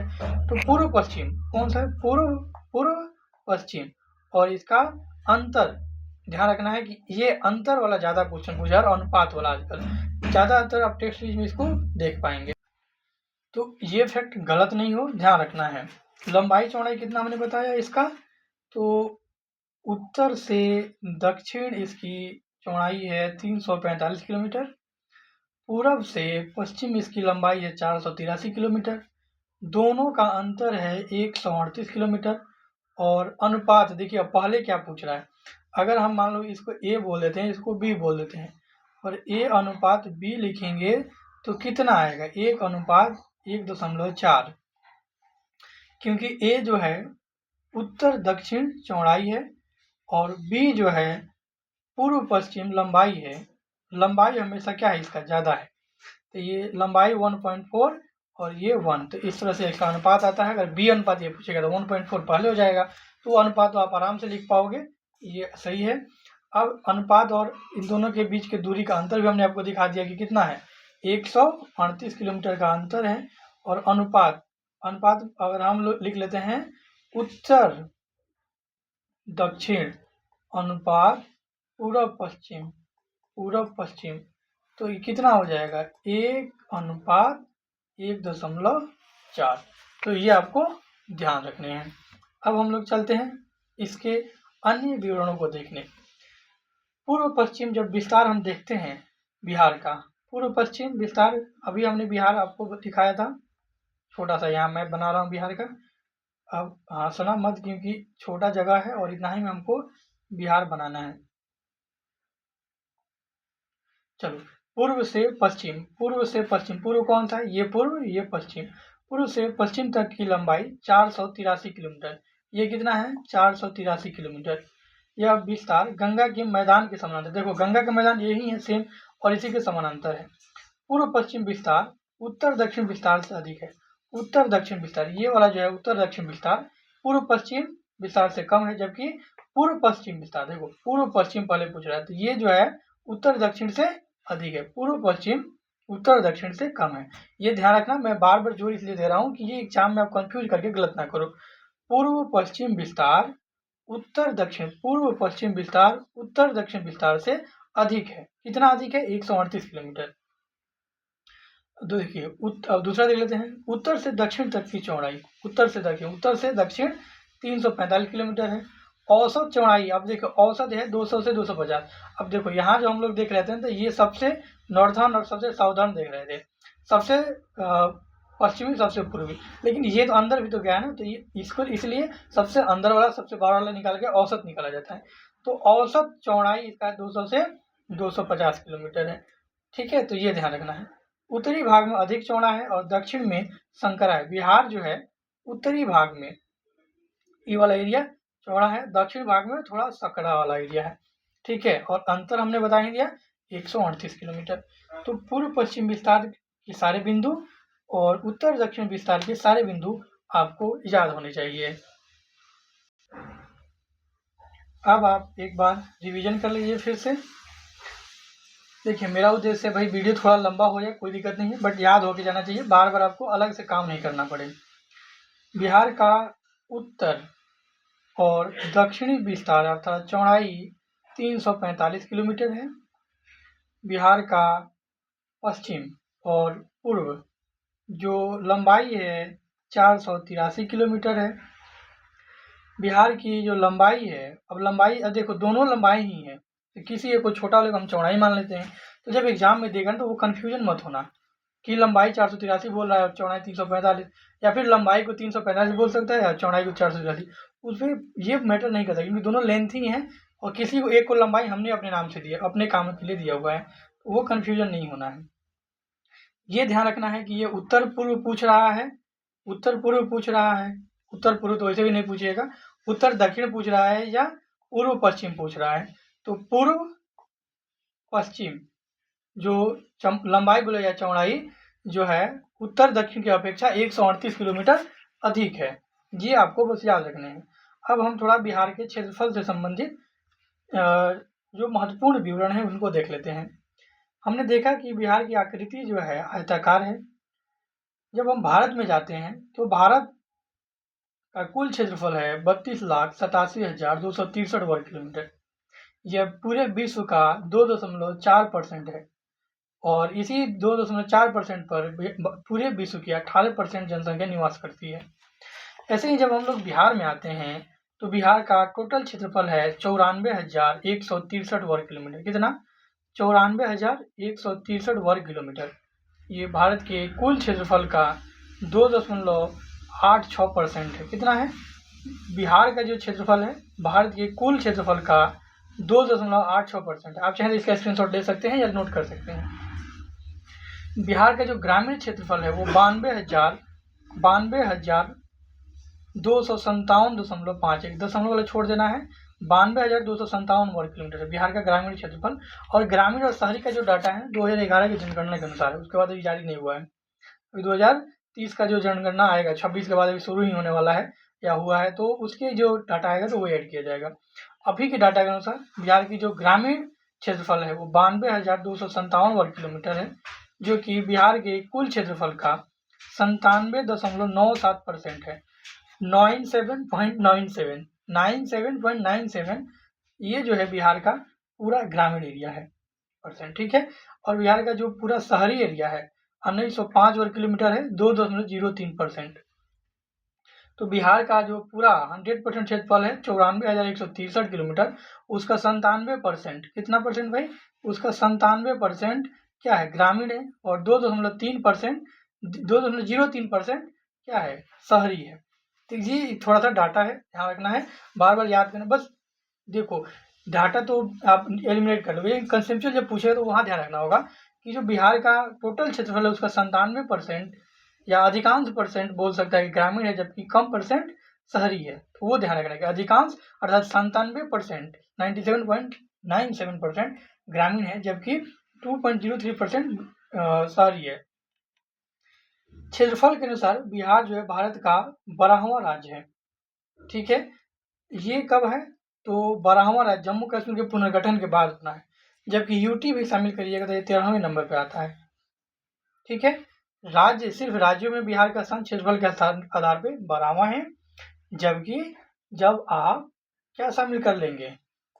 यूटी, सारी यूनियन टेरिटरी जो 8 है उनको शामिल कर लेंगे तो ये 13वें नंबर पे आ जाएगा। बिहार जनसंख्या घनत्व के मामले पर तीसरे नंबर, जनसंख्या के मामले पर तीसरा है, जनघनत्व पहला हो जाएगा।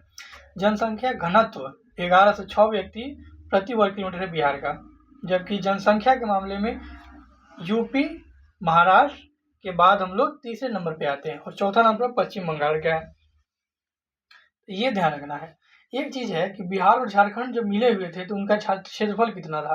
तो वो था 1,73,877 वर्ग किलोमीटर। हालांकि ये डाटा नहीं पूछेगा। हालांकि ये ध्यान रखना कि झारखंड जो है ना बिहार की 45% भूमि लेकर के अलग हुआ था। कितना? 45%।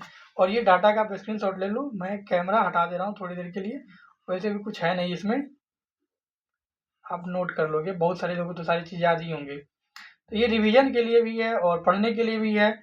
आप जितना अच्छा कर पाओगे, जितना बार रिवीजन करके एग्जाम में उतना अच्छा करोगे। तो इसको आप फिर से रिवाइज कर लेना, डाटा है इसमें, कुछ कंसेप्ट है नहीं। आगे बढ़ते हैं। जब बिहार के सबसे बड़ा जिला की आप बात करते हैं तो वो पश्चिम चंपारण है, जो कि 5228 वर्ग किलोमीटर क्षेत्रफल के साथ है। और बिहार का सबसे छोटा जिला है शिवहर, जो कि 443 वर्ग किलोमीटर है। शिवहर को 2001 में सीतामढ़ी से अलग होकर बनाया गया था। कब? 2001 में शिवहर जो है सीतामढ़ी से अलग होकर के बना था। और वर्तमान में इसका क्षेत्रफल कितना है? 443 वर्ग किलोमीटर। ये बिहार का सबसे ज्यादा जनघनत्व वाला जिला है। भारत में सबसे ज्यादा जनघनत्व बिहार का, और बिहार में सबसे ज्यादा जनघनत्व शिवहर का है। शिवहर क्षेत्रफल के मामले में बिहार का सबसे छोटा जिला भी है, जिसका क्षेत्रफल मात्र 443 वर्ग किलोमीटर है। और यह 2001 में सीतामढ़ी से अलग होकर बनाया गया था। ये फैक्ट ध्यान रखिएगा कि शिवहर को सीतामढ़ी से अलग करके 2001 में बनाया गया था। बिहार का सबसे नवीनतम जिला की अगर आप बात करते हैं तो वो अरवल है, जिसे 2001 में जहानाबाद से अलग करके बनाया गया था। ठीक है। अरवल बिहार का सबसे नवीनतम जिला है, जो कि 2001 में ही जहानाबाद से अलग करके बनाया गया था। ये बहुत इंपॉर्टेंट है, आपको ध्यान रखना है। ये भी सीतामढ़ी से अलग होकर बनाया गया था, ये भी वाला पॉइंट इंपॉर्टेंट है, इसको आपको ध्यान में रखना है। ये रिवीजन के लिए था, आप इसका स्क्रीनशॉट लेकर के रिवीजन कर लीजिएगा। अब है राजधानी। बिहार की जो राजधानी है इसका इतिहास बहुत ही पुराना रहा है, मौर्य काल से ही यह चला आ रहा है, बिंबिसार के काल से भी चल रहा है। तो यहाँ पे हम सिर्फ कितने जिले लग रहे हैं वो बता के चल रहे हैं, इसके इतिहास को इतिहास वाली क्लास में हम लोग पढ़ेंगे। तो बिहार की जो राजधानी है ये पटना है, और ये इससे लगने वाले जो टोटल जिले हैं ना 9 जिले हैं। तो ये 9 जिले पूछा हुआ है 2018 बीपीएससी में, ये पूछा था कि बिहार 2018 के अनुसार, डाटा के अनुसार बिहार की राजधानी पटना से लगने वाली कुल जिलों की संख्या कितनी है, तो वो जिलों की संख्या कुल है 9। और ये देखिए बिहार यहाँ कौन कौन से जिले हैं ये भी देख लीजिए। तो एक सेकंड जरा मैं इसको इरेज कर दूं। ये 9 जिले कौन कौन से हैं, यहाँ से शुरू करते हैं। सारण, वैशाली, समस्तीपुर, बेगूसराय, लखीसराय, नालंदा, जहानाबाद, अरवल, भोजपुर। काउंट कीजिए 1 2 3 4 5 6 7 8 9। टोटल 9 जिले बिहार की राजधानी पटना से लगते हैं, और ये पूछा हुआ क्वेश्चन है इसलिए इसको जानना भी जरूरी है। इसको कौन कौन जिले हैं ये याद रखना जरूरी नहीं है। वैसे ही गंगा नदी से लगने वाले जिले भी पूछते हैं, जो कि 12 हैं। कौन कौन से, आइए मैं वो भी बता देता हूँ। तो बिहार के जिले जो कि गंगा नदी से सीमा बनाते हैं वे कौन कौन से हैं, तो देखिए ये रहा गंगा नदी, और गंगा नदी से बिहार के 12 जिले लगते हैं। अब यहाँ से आपको ध्यान रखना होगा कि कौन कौन से, यहाँ सिवान नहीं लगता है, छपरा लगता है, हाँ लगता है एक, हाजीपुर, छपरा यही है। देखिए यही, अब याद कीजिए यही वाला था पश्चिमी गोपाल शिवसार। तो पश्चिमी गोपाल शिवसार, तो ये सारण जिला आता है छपरा। अब ये देख लीजिए हाजीपुर, तो हाजीपुर कौन सा है, वैशाली में आता है। इसका एक और मैप होगा, देखिए गंगा नदी वाला, ये याद रखिए आपका, सारण, वैशाली। टोटल जिले बस ध्यान रखना है कि 12 हैं। समस्तीपुर, बेगूसराय, खगड़िया, देखिए भागलपुर दोनों में है, तो भागलपुर 5-6 हो जाएगा, और कटिहार 7 हो गया। तो ऊपर से 7, नीचे झील जोड़ लिए। बक्सर 8, भोजपुर 9, पटना 10। देखिए पटना ऊपर ही चल रहा है, ये रहा पटना, यहाँ से यहाँ तक है, तो नालंदा वगैरह नहीं लगता है। जब आप यहाँ आते हैं तो देखते हैं कि लखीसराय आपको मिलेगा यहाँ, तो ये हो जाएगा 11, लखीसराय लग रहा है, फिर मुंगेर 12। टोटल 12 जिले लगते हैं। अब देखिए भागलपुर ऊपर काउंट हो गया था, तो इसलिए इसको दोबारा काउंट नहीं करना है। तो टोटल जिले कितने हैं, गंगा नदी से लगने वाले बिहार के 12 जिले हैं। ये पूछेगा किसी न किसी एग्जाम में, ध्यान रखिएगा। टोटल 12 जिलों में ऊपर वाले जिले कितने थे तो ये क्वेश्चन कंफ्यूजिंग करेगा, क्योंकि जब भागलपुर को आप काउंट करिएगा तो दोनों में काउंट होगा। तो ध्यान रखिएगा ऊपर भी 7 हो जाएंगे और नीचे भी 7 हो जाएंगे। कैसे, अब 7 7 तो 14 हो गए, तो भागलपुर एक बार एक्स्ट्रा काउंट हो रहा है, ध्यान रखना है। इसलिए भागलपुर ऊपर भी काउंट हो रहा है, नीचे भी काउंट हो रहा है। 1 2 3 4 5 6, नीचे 6 हो जाएंगे, ऊपर कितने हो जाएंगे, 7 हो जाएंगे। 7 6 13, एक एक्स्ट्रा क्यों हो रहा है, क्योंकि भागलपुर 2 बार काउंट हो रहा है, ऊपर में भी आ रहा है नीचे में, क्योंकि गंगा नदी जो है ना भागलपुर के, अरे एक मिनट इधर हो जा, गंगा नदी भागलपुर को बीच बीच से काट देती है, तो वो आपको ध्यान रखना है। अब आगे है बिहार के महत्व के बारे में, ये मेंस ओरिएंटेड है कि बिहार का महत्व क्या है आखिर देश के लिए। इसके बाद प्राकृतिक संसाधन है, क्या क्या प्राकृतिक संसाधन है भाई, भारत की सबसे उपजाऊ गंगा का मैदान है ये। जलोढ़ मिट्टी की गहराई 200 से 300 मीटर होने के कारण, और हर साल नवीकरणीय होने के कारण खाद्य मृदा पाई जाती है, जिसके कारण यहाँ पे फसल सघनता बहुत अधिक है। फसल सघनता अधिक होने से उत्पादन यहाँ पे बहुत अच्छा होता है। हाँ, यहाँ पे कमी क्या है, तो भाई तकनीकी की कमी है, पूंजी की कमी है, जिसके कारण उतना अच्छा उत्पादन नहीं हो पाता है जितनी इसकी क्षमता है, जिसके कारण ये ध्यान रखना है। तो ये मेंस ओरिएंटेड है कि प्राकृतिक संसाधनों से भरा पड़ा है, बस कौन से, कृषि वाले, इसीलिए जनघनत्व सबसे ज़्यादा है बिहार का, सबसे मेन कारण यही है। प्रमुख नदी तंत्र यहाँ है, गंगा, सोन, कुल 19 प्रमुख नदियाँ हैं बिहार में, जो कि इनसे एक उर्वरा शक्ति प्रदान करती है बिहार की मिट्टियों को। वार्षिक वर्षा लगभग 1000 mm से 1400 mm तक है। भूजल संसाधन प्रचुर मात्रा में, लेकिन अभी कुछ क्षेत्रों में पानी की कमी देखी जा रही है, क्योंकि पक्कीकरण को बढ़ावा दिए जाने के कारण गर्मी के दिनों में हम लोग देखते हैं कि पानी की कमी हो जाती है। रणनीतिक महत्व से देखा जाए तो बिहार का बहुत अच्छा है, क्योंकि अंतर्राष्ट्रीय सीमा है नेपाल के साथ। नेपाल के साथ हम लोग सीमा बनाते हैं और उधर चिकन नेक के साथ हम लोग मजबूती प्रदान करते हैं भारत को। खुली सीमा है भारत नेपाल मैत्री संधि के अनुसार, और व्यापार और सांस्कृतिक आदान प्रदान होते रहता है। हर साल शादी होता है, कुछ दिन पहले ही मेरे भाई का शादी हुआ है नेपाल में। तो बस सारी चीज़ें बस ध्यान रखना है कि अंतर्राष्ट्रीय सीमा के कारण यह रणनीतिक रूप से महत्व रखता है। नेपाल से लगभग 729 किलोमीटर सीमा बनते हैं, जो कि भारत नेपाल मैत्री संधि के तहत ओपन है, और यह सांस्कृतिक और व्यापारिक आदान प्रदान को बढ़ावा देते हैं, बिहार को एक बड़ा मार्केट प्रदान करते हैं। भू राजनीतिक स्थिति से भी इसकी बहुत मजबूती है। बिहार का महत्व जब मैं इनसे पूछेगा तो ये पूर्वोत्तर का प्रवेश द्वार है। जब हमने बताया ना चिकन नेक, तो ये उसका प्रवेश द्वार है। चिकन नेक से निकटता होने के कारण यह उसका प्रवेश द्वार है। परिवहन गलियारा है यहाँ पे। सीमा सुरक्षा वो इम्पोर्टेंट नहीं है। तो फाइनली अब टेस्ट हम लोग देख लेते हैं, उसका प्रीवियस ईयर देख लेंगे। टेस्ट में हमने क्या क्या पढ़ा वो सारी चीज़ें आपको लिखने हैं। जैसे कि आपको बताना है कि बिहार का अक्षांशीय विस्तार क्या है। मैं 15 क्वेश्चन दे रहा हूँ, इसका आपको जवाब देने हैं। पहला नंबर है अक्षांशीय विस्तार क्या है, कितना डिग्री है, कहाँ से कहाँ तक है, दोनों शामिल करना। अक्षांशीय विस्तार। 2 में देशांतरीय, कहाँ से कहाँ तक है और कितना है, दोनों लिखना है। लंबाई चौड़ाई कितना है, 3 नंबर में। ये टेस्ट का क्वेश्चन है। अभी आपको मैप बनाने हैं बिहार के, उस पर दर्शाने हैं, लिखने हैं। लंबाई चौड़ाई कितनी है, अक्षांशीय देशांतरीय लंबाई चौड़ाई। फिर आता है 4 नंबर में, नेपाल के साथ लगने वाले बिहार के 7 जिले कौन कौन से हैं। 5 नंबर पे है झारखंड के साथ लगने वाले जिले कौन कौन से हैं। 6 नंबर में है यूपी के साथ लगने वाले 8 जिले कौन कौन से हैं, झारखंड के साथ 8 जिले कौन कौन से हैं। 7 नंबर क्वेश्चन है वेस्ट बंगाल के साथ लगने वाले कौन कौन से जिले हैं, ये भी आपको शामिल करना है। उसके बाद जब आप आते हैं तो बिहार जो है कितना महत्व रखता है, ये तो टेस्ट के लिए यहाँ मेंस में ज़्यादा ये बेटर रहेगा, यहाँ पे ये सही नहीं रहेगा। पीटी के लिए और फैक्ट जो है आपको शामिल करने की, इसका क्षेत्रफल कितना है और भारत का कितना % है, ठीक है। उसके बाद आपको बताना है 9 नंबर में कि जो हमने बताया था नेपाल के साथ सीमा साझा करते समय, ध्यान रखिएगा वीडियो हमने बताया था कि उस समय जब हमने बताया था कि रक्सौल सीमा चेक पॉइंट जो है वो किस जिले में है और कहाँ पे है, आपको मैप में दर्शाने हैं। तो इस तरह से करके आपको एक क्वेश्चन और बताने हैं कि बिहार की जो है समुद्र से स्थिति क्या है, ये शामिल करने हैं। तो ये 10 क्वेश्चन के आपको आंसर देने हैं। अब हम लोग चलते हैं प्रीवियस ईयर प्रश्नों के अनुसार कि देखते हैं कि क्या हमने जो पढ़ा इससे बीपीएससी के, दरोगा के, बाकी अन्य जो भी ये बिहार के एग्जाम हैं, क्या उनसे प्रश्न बन पा रहे हैं कि नहीं। आइए चलते हैं प्रीवियस ईयर देखने। आइए हम लोग प्रीवियस ईयर देख लेते हैं। कब बिहार पहली बार ब्रिटिश शासित भारत के तहत बंगाल प्रेसिडेंसी से अलग हुआ। तो हमने आपको स्टार्टिंग में ही बताया था कि बिहार ब्रिटिश प्रेसिडेंसी से 1912 में अलग हुआ था दिल्ली दरबार में, और वहीं पे हमने आपको बताया था कि दिल्ली दरबार के दौरान ही बंगाल विभाजन रद्द किया गया था। तो ये दिल्ली दरबार हो जाएगा, 1912 सही आंसर हो जाएगा। और वहीं पे बंगाल विभाजन रद्द हुआ, राजधानी को कलकत्ता से दिल्ली स्थानांतरित दिया गया। अगला प्रश्न देख लेते हैं। अगला प्रश्न है भारत के निम्नलिखित किस राज्य की सीमा बिहार में अधिकतम जिलों से लगती है।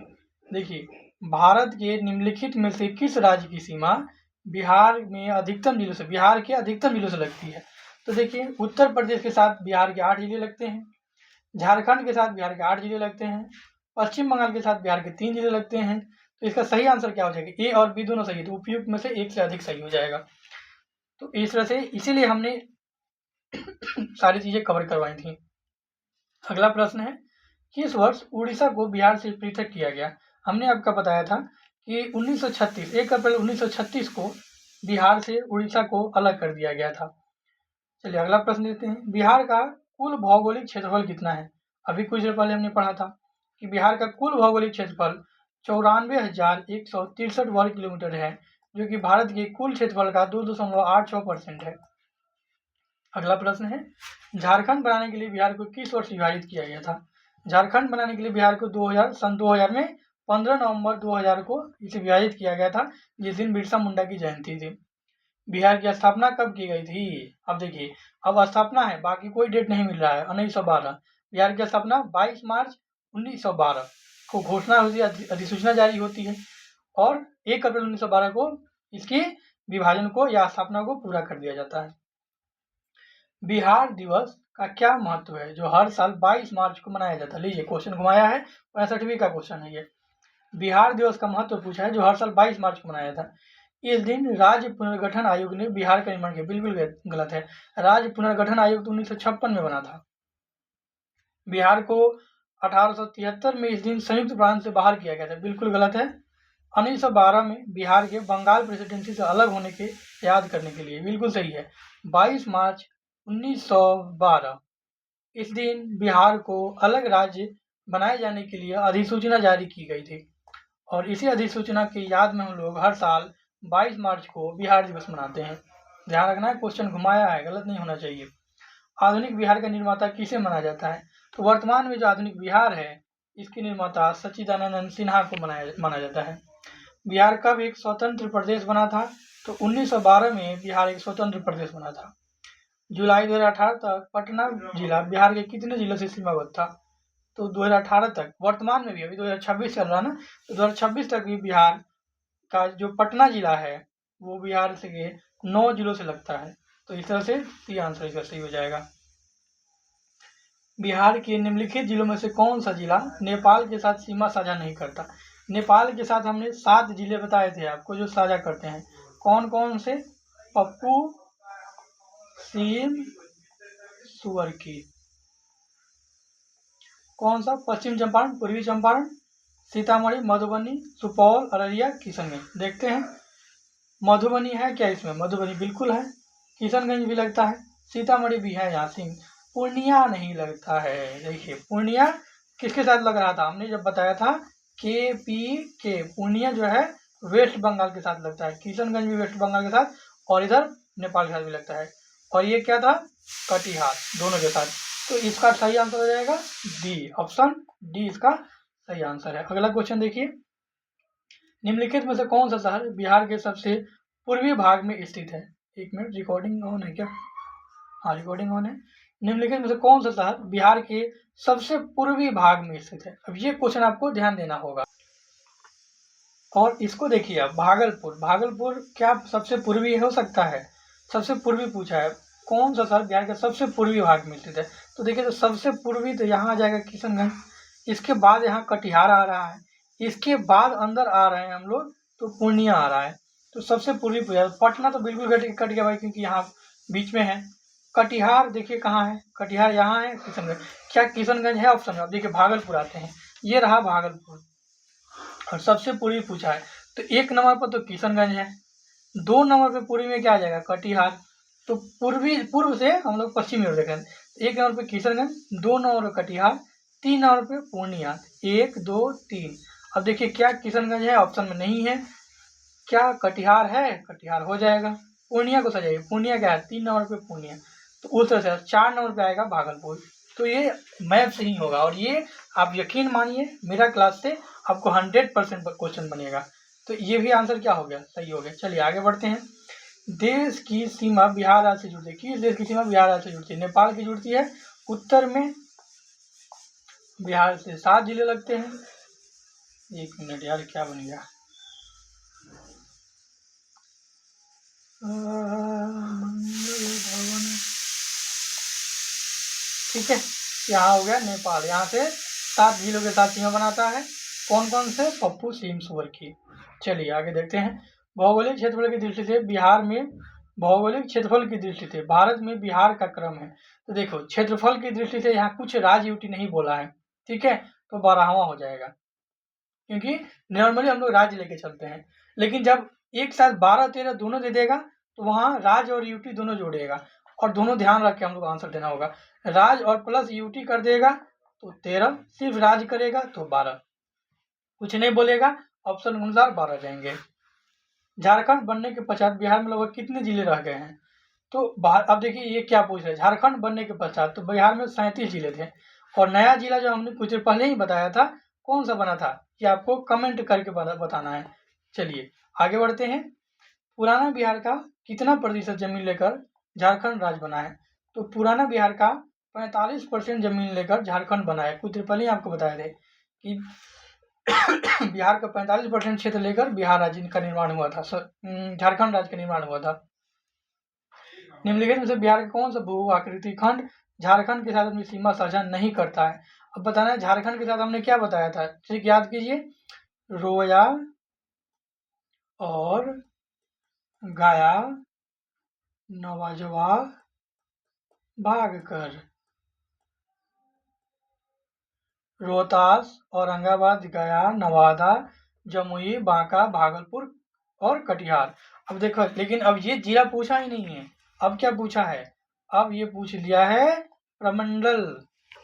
गंगा सोन विभाजन क्या पूछा है, बिहार का कौन सा भू आकृति खंड झारखंड के साथ सीमा साझा नहीं करता है? झारखंड के साथ कौन सा आएगा? देखो, अब यहाँ मिथिला का है, मिथिला कहाँ है, तो उत्तर बिहार में यहाँ पे आता है, इसलिए ये गलत हो जाएगा। गंगा सोन विभाजन, अब यहाँ पे जब गंगा बिहार में प्रवेश कर रही है और ये सोन, तो ये झारखंड के साथ क्या हुए, लग रहा है, बिल्कुल लग रहा है। गंगा सोन विभाजन ये झारखंड के साथ लगता है, लगता है। थोड़ा सा मैं इरेज करके क्वेश्चन का कंसेप्ट मैं आपको क्लियर कर दूं, एक सेकंड मैप लगा देता हूँ। आइए, मैप से सब याद हो जाएगा। निम्नलिखित बिहार का भूभाग बताना है जो कि झारखंड के साथ सीमा साझा नहीं करता है, तो देखते हैं। गंगा सोन विभाजन, ये रहा गंगा नदी और सोन विभाजन, यहाँ से रोहतास में सोन प्रवेश करती है, तो गंगा सोन विभाजन ये झारखंड के साथ लग रहा है, तो ये तो लग रहा है भाई। मगध का मैदान, ये पूरा एरिया ना मगध का क्षेत्र कहा जाता है, मगध का मैदान, तो मगध का मैदान भी लग रहा है। अंग का मैदान, भागलपुर वाला क्षेत्र जो है दामिनको वाला, ये अंग का मैदान, ये भी लग रहा है। मिथिला का मैदान, ये वाला एरिया मिथिला का कहलाता है, सीतामढ़ी मधुबनी वाला एरिया मिथिला है, तो ये नहीं लग रहा है। ऐसे ही तिरहुत का देखिएगा तो ये वाला एरिया तिरहुत कहलाता है, तो तिरहुत वाला एरिया भी अगर देगा तो नहीं लगेगा, तो ये ध्यान रखना है कि कौन लग रहा है और कौन नहीं लग रहा है। तो गंगा सोन विभाजन बिल्कुल लग रहा है। मगध का मैदान, मगध का मैदान ये वाला एरिया झारखंड के साथ लग रहा है। अंग का मैदान ये भी लग रहा है झारखंड के साथ, लेकिन मिथिला मैदान ये रहा मिथिला, ये नहीं लगता। ऑप्शन डी सही हो जाएगा हमारा, ठीक है। तो ऐसे करके आपको पढ़ना होगा। ये क्वेश्चन है सीडीपीओ का, बंगाल प्रांत के साथ बिहार प्रांत को कब मिलाया गया था? ये आपको खोज करके अच्छे से बताना है, ये आपको इतिहास की कक्षा में हम पढ़ाएंगे। ये क्वेश्चन उन लोगों के लिए है जो कहेंगे कि मेरा क्लास अच्छा नहीं है, तो भाई जो आप पढ़े हुए हो अपने सर से, तो आप वहाँ से या जो भी बुक पढ़े हुए हो वहाँ से इस प्रश्न का उत्तर खोजो और फिर आप हमें कमेंट करके बताओ इसका आंसर क्या होगा और सोर्स आपने क्या रखा है। ये CDPO 2022 का क्वेश्चन है, ध्यान रखना है। मेरे पढ़ाए हुए क्लास से ये बनेगा, मैंने इसको छोड़ रखा है क्योंकि ये पॉलिटी वाले सेक्शन में या फिर बिहार वाले सेक्शन में मैं कराऊंगा। ये टेस्ट के लिए क्वेश्चन था, जो लोग बोलेंगे कि ये क्वेश्चन देखो हुआ है ना सही, इसीलिए हमने डाला था, ठीक है। तो आज के इस क्लास में इतना ही, लगभग 1.5 घंटे का क्लास रहा और इसमें हमने बिहार के सारे भौगोलिक परिचय किसी बिंदु कवर किए। कुछ चीज़ें हर जगह हो सकता है छूटा हो, लेकिन हमने 100% कवर करने का प्रयास किया है। अगर आगामी क्लास ऐसे ही आते रहेंगे, कल की क्लास में हम लोग बिहार का भौगोलिक परिचय देखेंगे। भौगोलिक परिचय को बढ़ाते हुए आगे देखेंगे कि भौगोलिक संरचना जो कि बिहार का पर्वतीय क्षेत्र है, पठारी क्षेत्र है और मैदानी क्षेत्र है। और अगले क्लास में हम लोग फिर बिहार के पर्वतीय क्षेत्र को अलग अलग बांट के पढ़ेंगे, जिसमें आपको शिवालिक रेंज और फिर तराई और भाबर वाले क्षेत्र दिखने को मिलते हैं। तो कल हम लोग उसे पढ़ेंगे अगले क्लास में। आज के लिए इतना ही। मेरा सेशन कैसा लगा जरूर बताइएगा। आपका कमेंट और शेयर करने का जो तरीका है वो तो हमको पता ही है, ना करो कोई बात नहीं, लेकिन पढ़ो जरूर। आज की इस क्लास में इतना ही, मिलते हैं अगले क्लास में। कोई भी डाउट हो तो पूछ सकते हो, साथ में टेलीग्राम ज्वाइन करके पढ़ाई कर सकते हो हमारे साथ BPSC की पूर्णतः 100% निःशुल्क। आज की क्लास में इतना ही, मिलते हैं अगले क्लास में। जय हिंद, बाय।